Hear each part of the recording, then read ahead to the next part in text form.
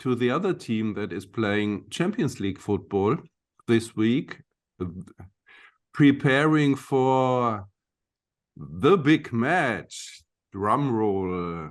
But before this big match, I think with a bit less drum roll, they were playing at Stuttgart. Bayern was winning 2-1 away in Stuttgart. And yeah, they controlled the game for about an hour, almost perfectly. And then what happened? What happened? Julian Nagelsmann made some substitutions, and then the rhythm or whatever on the pitch changed for Bayern. Yeah, that's exactly what happened. I mean, Julian Nagelsmann said he wanted more goals, so he used the considerable quality on the bench to bring in fresh legs, and he brought in Sané, Mane, and Serge Gnabry. And you'd think that, wow, you know, that's gonna really be hard for a Stuttgart team that are playing at the maximum of their abilities, really pushing, really running. They looked quite tired. But the opposite happened, because both Leroy Sané and Serge Gnabry didn't really play all that well. And suddenly Stuttgart are pressing, and they didn't create that much either, but they did score a late goal. And for a moment, it looked as if they might actually throw away the game. The bigger point, though, as it often is with Bayern, is the focus on this poor performance from those who came in. Mane tried his best. He was only on his first step back to full fitness after that long break. He got injured, you remember, before the World Cup. But for the others, there was no real excuse. It looked a little bit lazy. It looked a little bit half-hearted. And for two players who are not starting at the moment, you would have expected more application. So time will tell if that's a sign of things to come, or if this was just Stuttgart under special circumstances, and if the same story were to repeat on Wednesday night and Leroy Sané gets another chance, we will see a very different player. But because we all felt, and Bayern included, that the Union game was sort of the beginning of Bayern coming back to that machine-like dominance, and everyone's running and everyone's really fully committed. This was a setback in that respect, that not only did they lose their rhythm within the game, but I think there's a fear that they still haven't picked up enough momentum to have these Union-like performances on a bi-weekly basis. And that is the big problem for this team, that we don't see them dominate throughout, and that's why they're always liable to a draw here or there, or an unconvincing performance. And last season is a warning of what can happen, because of course it was enough to win the league, but that's lack of momentum. We talked about it at the time, Christoph, was one of the factors that they couldn't quite turn things on when it mattered, even against a team that wasn't among the very best in Europe. But Villarreal proved too much for them, and there's a danger, of course, that if they have another indifferent game, it might not be enough against PSG either on Wednesday night. Maybe Leroy Sané will, or almost surely Leroy Sané will not be in the starting 11 against Paris Saint-Germain. There was a situation like 2 minutes, 3 minutes, 4 minutes after he came on. He lost the ball in midfield in a way that you could see that he was not concentrated at all. And then he was chasing the Stuttgart player and kicking and hacking and desperately trying to get the ball. And I don't know how the situation ended in a free kick or maybe he managed to recover the ball. But I mean, I'm a big fan of him. because his movements are fantastic, and on a good day, he looks like one of the best players in the world. But when you're in a situation like him, so a bit sidelined, and then you come on, and you would expect like 99% of the players, now I give it all, I show it to the coach, and he has to play me from the start, and then he almost sleepwalks onto the pitch, and hey, what is it with him? It's really hard to explain. He remember we talked about this last week. He nearly gave away a goal for Union where he just played a ball straight to an Union player in his own box or just outside his own box. It's very hard to understand. His time at Bayern has been up and down. He's had some unbelievable moments and a few months where he was just scoring and one of the first names on the team sheet. And then he's had moments like this one at the moment where you just don't feel you can really play him because you can't trust him. Now, the only thing I can say is that he seems to be one of those players who doesn't do so well from the bench. I think there's certain players who, for whatever reason, are much better when the coach tells them, it doesn't matter what happens, you're going to start. You're going to start. But at Bayern, no coach can really say that. Yeah. So I'm at a loss. I'm at a loss to explain, and I'm sure Bayern themselves will look at him and think, we can't quite figure it out either. But the more interesting story is, what on earth happened to Cancelo?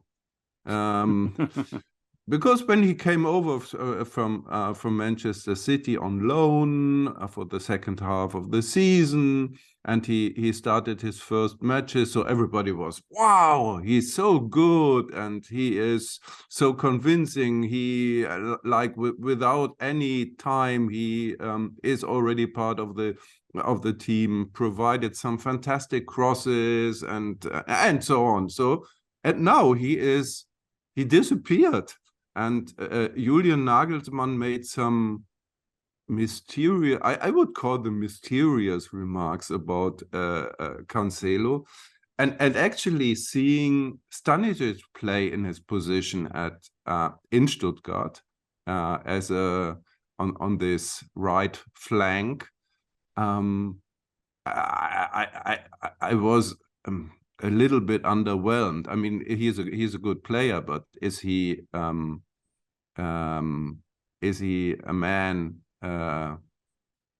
that you would expect to see against PSG? But let's get into it. But what's going on with Cancelo? Well, Julian Nagelsmann said Joao has never played right centre back in a back three.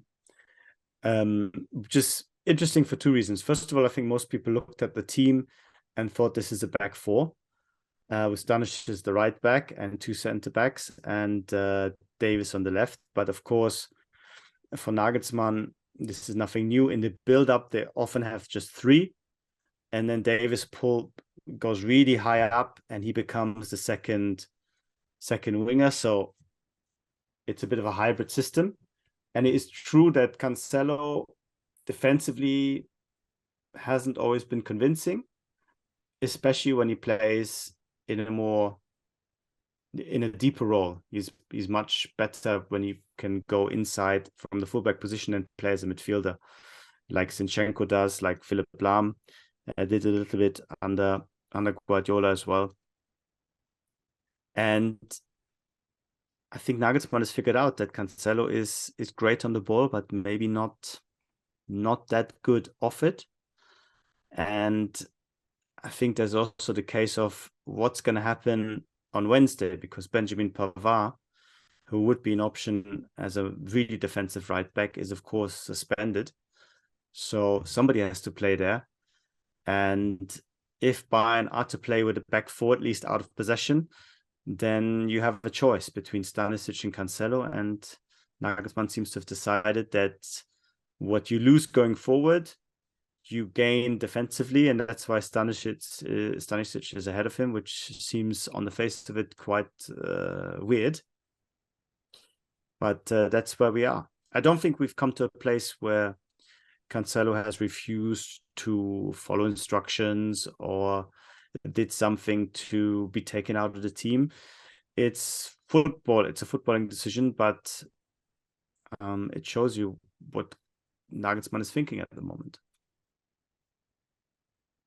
Okay, so we can. I think we can expect the lineup that how Bayern started on Saturday evening in Stuttgart as the lineup they will have against PSG. Question mark. You're nodding. Yeah, I think Julian Nagelsmann said that we will largely see the same team. I think we might see exactly the same team. I don't think that Musiala and Müller can be left out in a game of this magnitude. Coman has been by far Bayern's most consistent winger at the moment. And if you want to play that hybrid system, then Davis has to be on the left. And of course, there is no way that you can't play without Goretzka and Kimmich at the moment. So where the change is going to come from, I just don't see how we're going to see any different systems. The one thing he could do is put in ordinarily he can put in Sané instead of Müller, but the way things are going, I think the Allianz Arena would be staging some kind of protest or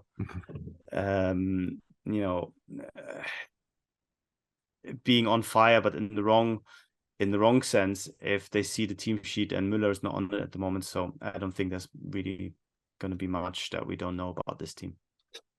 So here comes my theory concerning the match on Wednesday.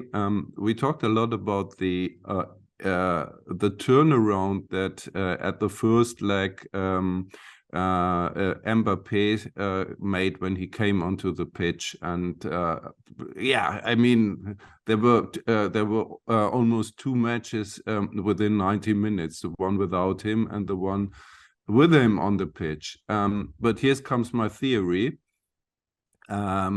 It's much better for Bayern that he will start. I mean, almost surely. Only if something very unexpectedly happens, he won't start. So this kind of surprise effect and this kind of meeting an opponent that also already had made some substitutions, blah blah blah, won't happen. And I think they will be much better prepared to defend Mbappé, not only Mbappé, but the whole Paris team. I see where you're coming from, and I'd like to agree. I think the downside is that instead of 30 minutes of Mbappé, you'll have 90 minutes of him. So even if you defend him better, you still have 2/3 more of him to defend, which is not great. We saw that he only needs 1 or 2 moments to really embarrass you. And I would also say that Neymar not being there is a big advantage for PSG because they are a broken team. It is a 7-3 formation, and now it's an 8-2 formation, and that will help them to find that balance that has been so often missing. That's, I think, another reason why Bayern will play with Stanisic, because you can't really push both fullbacks up the pitch against 2 guys like that who are just going to sit in front of you and don't care about coming back. So because there are no 3 center backs available, with Pavard being out and Lucas Hernandez injured, Bayern have no option but to play this hybrid system where the 3rd center back is also more of a fullback, and that's why I think Stanisic has to play, even though Cancelo is, of course, on paper the better player. Let's see. It's not going to be easy, but I'm really looking forward to it.